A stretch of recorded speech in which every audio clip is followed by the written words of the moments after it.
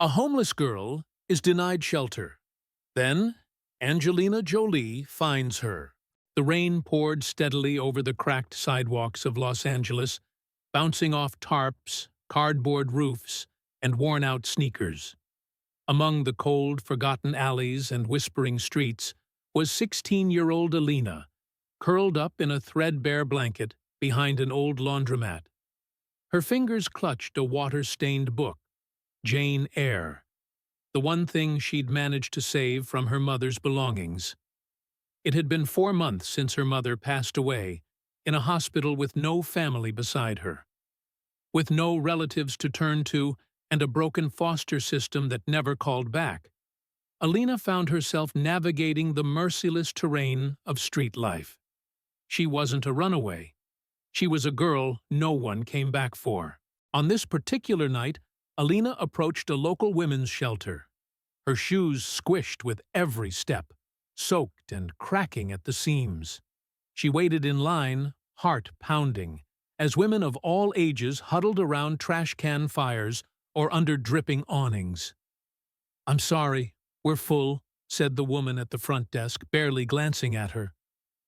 "Please," Alina whispered, "it's just for tonight. It's so cold." The woman's face softened, but she stood firm. "I wish I could help, sweetheart." Alina turned away, her heart hollow. Behind her, a woman muttered, "She's just a kid." But no one followed. 2 blocks away, in a black SUV with tinted windows, Angelina Jolie was quietly observing the streets. She wasn't filming. She wasn't promoting a movie. She was returning from a late-night volunteer meeting with a nonprofit that worked with displaced youth. She noticed the girl walking alone, head bowed, her arms wrapped tightly around her chest. "Stop," Angelina told her driver. She stepped out, umbrella in hand, approaching the girl slowly. "Are you okay?" she asked gently. Alina flinched, stepping back. "I'm fine." "You don't look fine," Angelina said with quiet concern. "Do you need a ride? Or food?" Alina hesitated, unsure if this was real. But something in the woman's voice felt safe. That night, Alina found herself wrapped in a warm blanket in the guest house of Angelina's estate. She didn't know where she was, only that it was warm, dry, and smelled of lavender. Angelina sat across from her, sliding a mug of tea her way. "You can stay here until we figure things out," she said. "No pressure, no strings." "Why are you doing this?" Alina asked, suspicious. "Because I see you," Angelina said, "and I used to be a girl no one believed in, too." Over the next weeks, Alina blossomed under care. She wasn't suddenly healed. Trauma doesn't work that way. But therapy sessions, hot meals, and kindness worked their slow magic. She started attending a small alternative school. She devoured books again: Toni Morrison, Maya Angelou, Virginia Woolf. Angelina didn't smother her with attention. She gave her space and respect.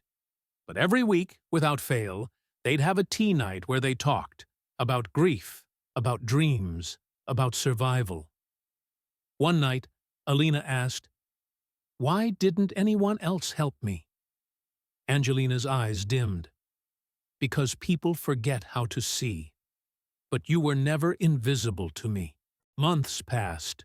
Alina became a youth speaker for the nonprofit that first connected her with Angelina.